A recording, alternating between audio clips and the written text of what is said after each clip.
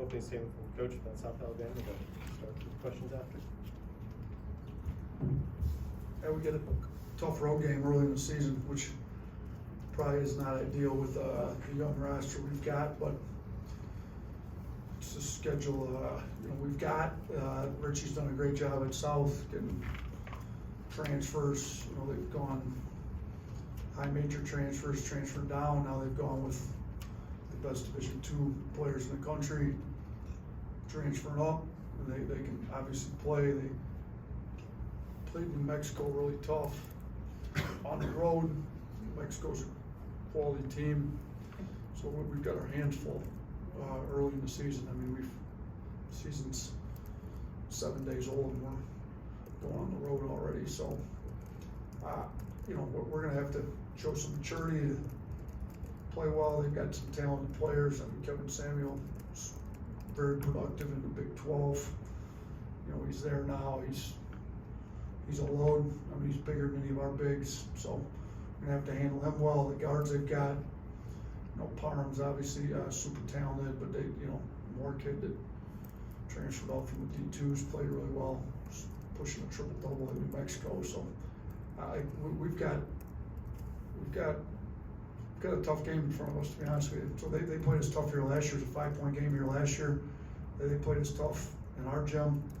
Now, they feel like they've got a more talented roster, the best roster he's had since he's been there, and we got to go on the road. So we're going to have to play well. Nick? Obviously, first road game that counts, but you guys have played games away from here. What are some things you want to take from the TCU scrimmage, from the foreign trip, and then what kind of things do you need to see improve from that? Yeah, I mean, the foreign trip, obviously, the first two games weren't very good. Chinese national team was good. We played well from that. We were kind of able to, use our athleticism against them, but it wasn't a true road game, obviously, because we were playing in Europe. They were coming from China, and we're coming from the U.S. So you get a little bit of that just because you're not playing in your own gym. You don't have the crowd behind you. I would hope that we'd have quite a few Alabama fans down there in South. I mean, that's part of the reason we agreed to do the 2-for-1 is to get kind of all the Alabama fans down in Mobile area a chance to watch us play. So, it's a road game that, they're used to playing in their gym, but I'm hoping that the crowd's not what it was, say, in Seattle against Gonzaga last year. I'm hoping it's a little more neutral crowd, or maybe even tilted our way. I don't know. We'll have to see what happens. I know Auburn played down there, I think, my first year here, and if I remember right, that was a 1-point game that easily could have gone South's way. So, I mean, they've had some high major teams in there in the past and played really well. So, I talked to our guys about playing on the road. I mean, what's the difference? You're playing in a gym you don't usually play in. We're going to go in there and make sure we're used to shooting in their gym, and then don't sleep in your own bed the night before. I mean, there shouldn't be. The floor's still the exact same floor. We're still officiated by high major officials. We're maybe the crowd gets a little bit more into it, but if you're letting the crowd dictate your effort in a game like that, that's a question about your maturity. So we just need to go in there and play our game and get better at what we have to get better at. Defensively, we've been pretty good these first two games. Offensively, we've struggled with some things. Our turnovers have been too high. Got to get better execution. Our offensive efficiency after opponents made field goals has been really bad. We've got to do better at that. We got to get better at stuff we've got to get better at that we've been working in practice, and that's kind of been our focus here. Mike? You mentioned last year's game being pretty close here. Is there carryover from that? Any corrections that can be made, or is the roster just so different? I mean, their roster's so different with all the transfers they've got, and our roster's so different. We definitely look at those games just to, they got the same coaching staff, and we do what they're trying to do versus what we're trying to do. But, that they've got a lot of different players. So you definitely look at it, but I don't know how much it's applicable just with the change in rosters on both sides. Charlie? I've got two. Just, do you have an update on Don and Darius? And then secondly, after the game, you talked about Jaden Bradley's defense against McGee. Just how does his overall game kind of progress since he got on campus? Dom and Darius, neither one of them did much in practice today. So I'd probably say they're both doubtful, based on how they wake up tomorrow morning and feel, but, we'll see where they're at. Jaden Bradley's defense on McGee, I think Jaden Bradley's tough, gritty, competitor, winner. I think that's why he was highly rated as a recruit. You know, it's not like there's any one thing that just bounces off the page. He's not like a freak athlete, you know, he's not an unbelievable shooter, he's just tough, gritty. You know, I try to, you know, kind of compare him maybe to some Marcus Smart type, like just make all kinds of winning plays, like guard the other team's best team player, take care of the ball, make sure our team's getting a great shot when you're in the game on offense, you know, high IQ guy. So, and he's coming, he's, you know, I think him not playing for almost 6 months with the foot injury, you know, obviously put him behind.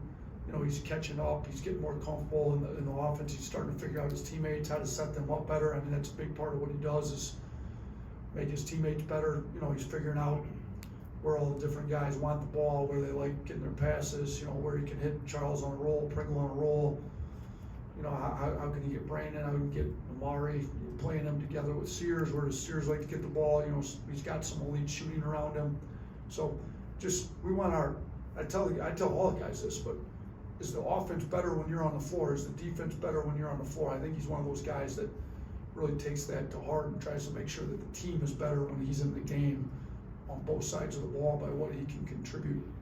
This kind of goes back to the mental maturity thing, but do you do anything differently for a 9 p.m. tip-off? Does it kind of change the preparation? And then also, I think you got one, 9:30 against Michigan State, so does it kind of help prepare for that? Yeah, the Michigan State, I don't even know what the Michigan State, is that 9:30 Portland time tip?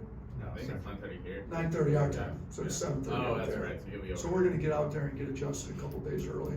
So the 9 o'clock tip, basically for TV is, I mean, yeah, it's not ideal. We practice in the morning, so that's super late, but look, we'll wake them up later, you know, maybe hopefully keep them up a little later tonight, wake them up a little later tomorrow, start our day a little later and try to just, I mean, we kind of work backwards from the game, you know, you get game tips here, so our pregame meals here, shoot-arounds right before that if we can get it ideally, then we just kind of work backwards. So when you work backwards, just, I mean, they're college kids, they'll sleep in as late as you let them usually, so we'll just start breakfast a little later than a typical day. Day will just start a little later for them. I wanted to ask you again about Jake Bradley. You were talking about him a second ago, but in the first 2 games, he's had offensive ratings above 130. Are you looking at those type of stats, and does that kind of show what you were talking about before, just how good he is on the floor, especially when you start to kind of figure out the offense and how to get guys? Yeah, no, we definitely look at that stuff. We look at, you know, the offensive efficiency when they're on the floor, which is what you're referring to, you know, versus off the floor. So what's their plus minus on the offensive end, plus minus on the defensive end, you know, and he's gotten much better here. I mean, those numbers that you're talking about were not there in the TCU and even Southern Illinois games. So, you know, and we look at those numbers. I mean, we're huge in analytics. I'm a math guy, so we look at those a lot. Now, there's all kinds of factors that factor into that. You know, seeing the game when the other team just misses some wide open threes. Do we happen to get a couple? But I think, you know, over the course of time, if those numbers continue like they are, it's going to definitely tell you something about him being in the game. So 2-game sample size on some of that stuff's a little small, but, you know, it's a great start. See if he can keep it up. It's still holding true 6, 7, 8 games in. It's going to say a lot about, you know, him being on the floor for sure. You good? Thanks, Coach. Thanks.